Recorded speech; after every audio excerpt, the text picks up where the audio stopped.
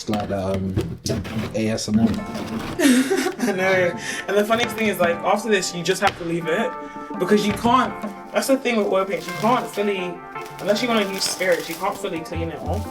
Oh, really? Okay. Yeah, so you just scrape it, let it dry, paint over it. That's why there's layers of paint underneath that. Hi, I'm Maura. I'm 25 and I'm from Kingston. I'm a portrait artist and I was inspired by capturing black culture and painting the people in my life and kind of documenting them and making them look beautiful.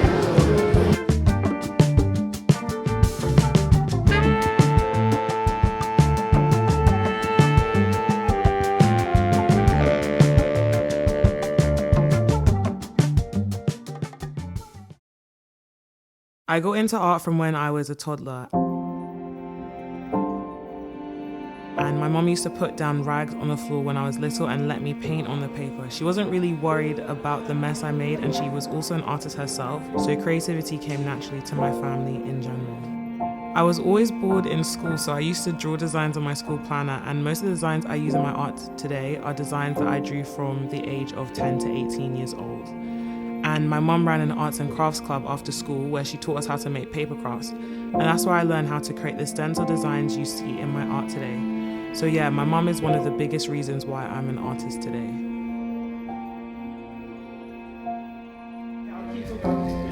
Okay, so yeah, my favorite color, actually let me even show you. This is kind of like MTV Cribs. This is my favorite color, Yellow Lake Deep.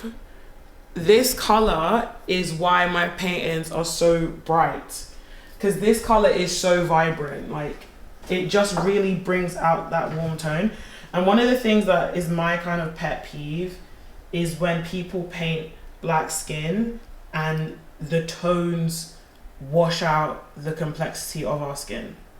Right. Yeah, because like not every two black people can have the same deepness of skin, meaning their skin can be as dark or as light as each other, but because of the undertone of their skin, their brown or the brown of their skin looks different. People have different undertones, you know. Some people have red undertones, some people have black, yellow undertones. Okay, warm versus neutral.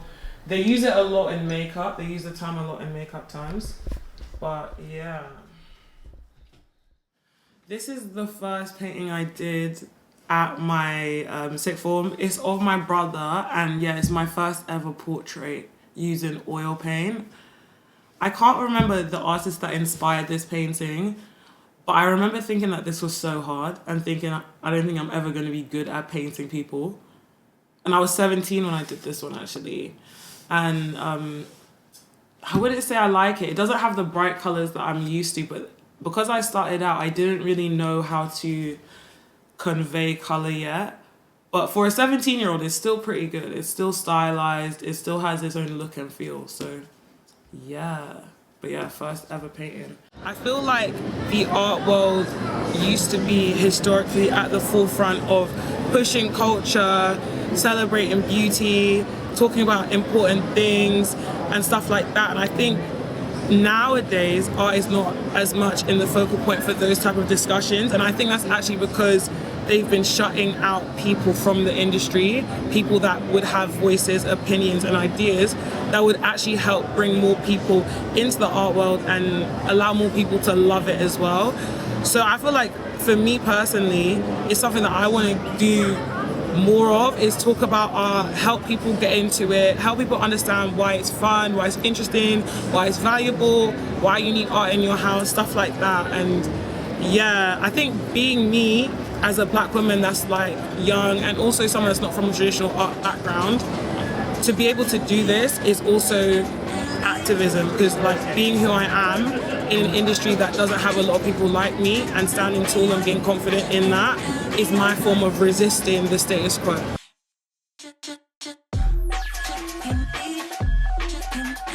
My main goal as an artist is honestly to be full-time and go global with this. I was thinking the other day about what would stop me creating, and honestly I couldn't think of anything. And because of that, I know that I'm going to take this dream as far as it can go and not stop.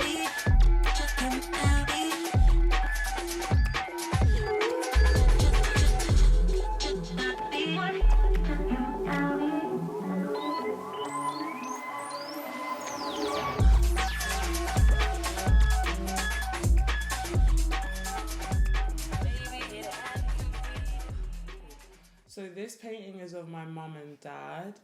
This was the first painting that I ever really got exhibited as a part of a main exhibition or a prize exhibition. And with a prize exhibition, they have artists from all over the world who submit work to win a prize. So to be chosen was really big for me. Like, it's the first time I've ever got chosen for a prize exhibition. And it's a painting of my mum and dad on their wedding day in Ibadan, Nigeria. So it has that tie back to Nigerian culture. And I actually forgot to say, like, the prize exhibition was for the Royal Birmingham Society of Artists. And when something's a royal society, it means it's got a sign off from the royal family, you know, historically. So that is, I can't lie, I'm proud of that, especially because it was like the only African related art in the exhibition, or that had a strong tie to Africa anyways. And I think when I went, it was full of quite a few different people from different walks of life. So to get that opportunity and to have them show love was like really amazing. And yeah, I love it. And it's the same technique. So spray painting, using spray paint, stencils, layering. I think I layered the spray paints in this 4 times, which is a lot. So every layer there's a different type of spray paint. And that's what makes this piece really cool, actually. So yeah. And they chose that color scheme, by the way. My parents' color scheme was yellow and blue, which is pretty unique for a color scheme. But I think it works really well with the painting. And then the next one I'm going to talk about is this one. So yeah, this one is my newest painting. It's actually titled Hear No Evil, See No Evil. And it's kind of talking about how children are really resilient to external threats and how children can overcome a lot of the things, and how as we get older, we can look back at a lot of the threats, a lot of the evil that we've overcome, and we can like move forward.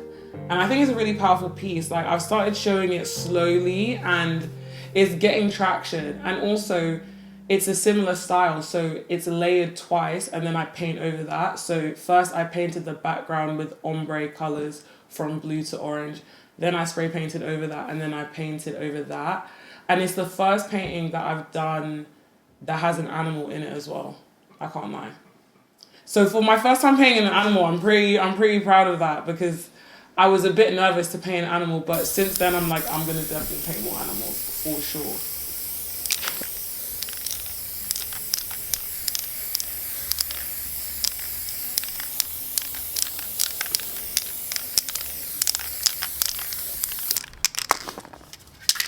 So with the spray paint and that, you do a lot of layering as well. Yeah, I do. I layer different patterns. I just feel like it's cool. Like, even this is cool. Like, I don't even think I've used this color before. Yeah. Like, do you see the fluorescent? It kind of creates like a halo type of effect. Yeah, I always layer. It's so much cooler when you layer. And then it just kind of like, it can be whatever you want it to be, really. Yeah. That was good. Yep. That's good, man.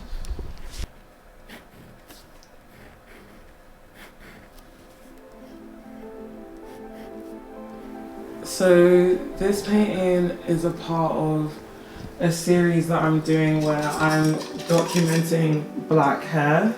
Okay. Yeah, so like I said before, that I'm really into like art as almost like a bit of history. And recently, especially on social media, I've seen people like reclaiming and reimagining like traditional African hairstyles, but making it like similar to pop culture today. So for example, like there's stuff like the braided baldy, there's stuff like the like boys are now doing more cornrow styles, guys are growing their hair out. Right. And even women are just doing more what I would call like avant-garde hairstyles. And I think it's really cool. And I think no one's documenting like all of the different styles. So I'm actually trying to knock them down one by one. So I actually don't know what this style is called, but it really looks good in terms of painting because it actually holds structure. Right. And that's the cool thing about black hair, because it's like very, very three-dimensional. Like black hair you can make into sculptures, you can make it into like a lot of different physical forms. and that makes it really interesting to paint. With the black culture right now, I feel like there's like what I would call like playmakers, like people that are coming up and are creating collaborative products or projects and getting brands involved and getting funding. And those playmakers and those people are helping people like me also come up and legitimize my business or my portraiture. In terms of like the names, I actually wanted to say the names only because I feel like saying the names will help other people if they're looking for opportunities themselves. So some of the names is like Art Meets Culture, who they have a lot of projects that help black artists from underrepresented backgrounds, like find brand deals, legitimize their craft, learn new things. Then you've got We Are Soul, you've got GWAP, and you've got 154 Art Fair, which is international, but they also do an art fair in London and in Africa as well. And these people are helping other people come forward. And by doing that, we're creating our own mini economy. And I think that's really important because with art, if you don't have anyone to buy your work, if you don't have anyone to market your work, you're just an island. But when you have like a group of people creating opportunities and circulating the money, the information, the resources around, it makes it easier to develop. I've got two different art pieces in there. One is a speaker display, so a display of 4 speakers, and then the other one is a painting. And they're both in 2 styles that I've never done before. And the reason why I decided to do 2 new styles is because I want to expand my practice. I don't want to be pigeonholed into one type of look or feel. I want to be known as someone that's like a multidisciplinarian and someone that also takes risks and is hard to predict. Do you know what? I think one of the things that I've noticed from being a fine artist is that people often put fine art into a category and they don't understand that fine art can be applied to a lot of different mediums and disciplines. Like when I first got my scholarship, I was the only black woman on the art program basically. So I was already like from the beginning, I was by myself. So that meant that whatever work I created, let's say I'm painting my family, everyone's gonna know in the whole school who's created that painting because there's no one else that could create it. So I'm used to being by myself, I'm used to being on my own, even with my upbringing and like the environments that I've been in, I've used to being the only, like the one of one. So I don't feel anxious or nervous when I'm in spaces and people don't look like me because I was born into that. But what I will say is that it makes you have a confidence that other people don't necessarily have because you can't rely on someone else to relate to you. So when I come into spaces, I'm not expecting people to come to me or relate to me. I'm understanding that I have to go out and fight for what I want and like basically push down my own barriers.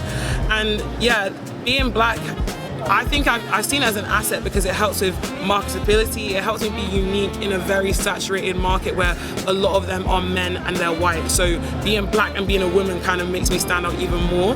And in terms of meeting other black artists, it helps as well because we kind of come together and we support each other and we're almost like a network of people that will help other people grow as well because we know what it's like to be an outsider, we know what it's like to not have an opportunity, and we know what it's like to be one of one.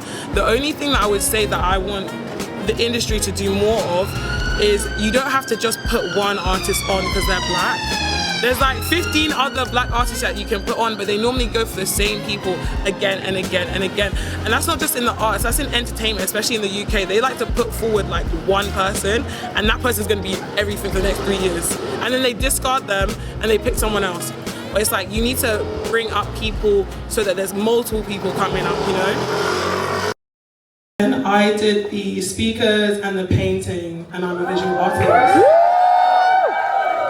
I'm gonna hold up my sign.